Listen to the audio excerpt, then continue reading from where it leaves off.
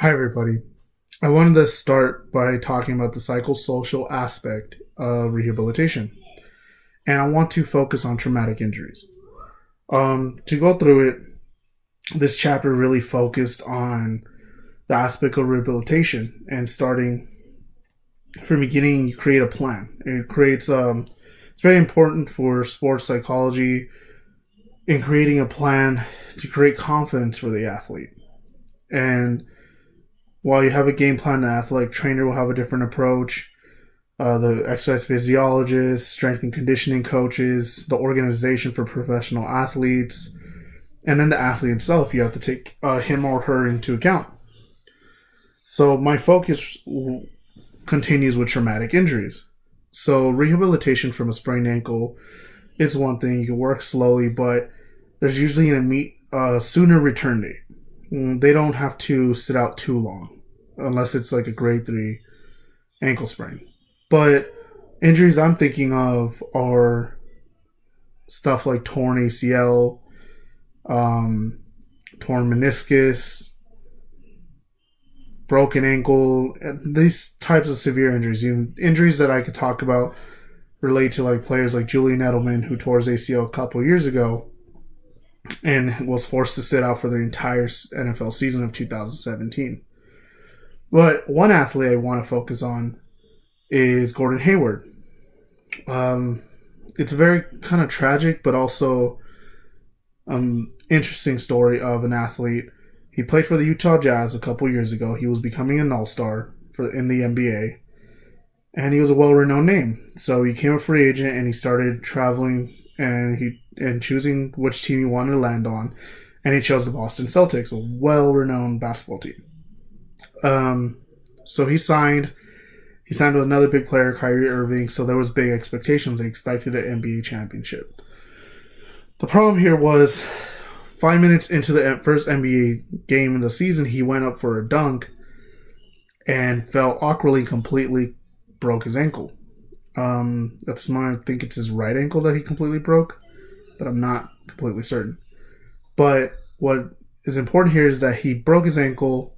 It was a clean break, but he tore ligaments, he tore muscles in his ankle, and he had to sit out the entire NBA season. And there's a documentary about it called The Return on the Article website, I think is what it's called. I would suggest you guys watch it. So he had a whole rehab team given by the Boston Celtics that followed him to San Diego to get away from social media distraction from the city. He also had time to go to Indiana, where he grew up, to do some of his rehabilitation, and then he would return to Boston when he felt more confident, when he felt like he's recovered enough time.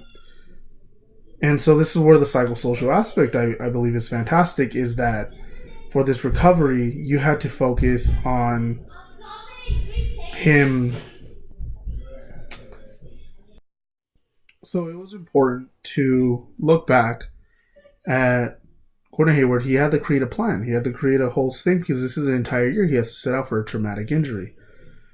It's not something you could just, let go. And it's painful. You're taking a big aspect out of his life. He's still in the prime of his career. So I would say going into a career like sports psychology, if you choose to, or you're trying to do athletic training or anything in sports studies, you have to keep in mind traumatic injuries can really derail someone's mindset. And I found fantastic about Gordon Hayward was that during his rehabilitation, he struggled with being home because he took out one of the main three things he cared about for an entire year, and then he had to watch his team succeed on TV and almost get to the NBA Finals, losing in Game 7. So he felt worthless at some points during his rehabilitation, and he was having trouble with his rehabilitation. But something fantastic his wife did was that it made him seek out a psychologist, a sports psychologist to be particular, and he was able to vent and talk about his pain, his traumatic injury, and joke about it. So with time, he was able to look back and watch the video, and he created this motivation to become better. And I think that would be a great standpoint for any athlete, is to create that motivation early to fuel them throughout the entire rehabilitation. And the rehabilitation for a year can feel repetitive, dragging on. You don't feel like you're making progress. And there's aspects that you would focus from psychosocial chapter on help guiding them on doing positive self-talk every day, create imagery, ideas so they could tackle this problem. And there's many more. You do progressive relaxation practices to relax their muscles, keep them calm. You can't focus too much on just the rehab.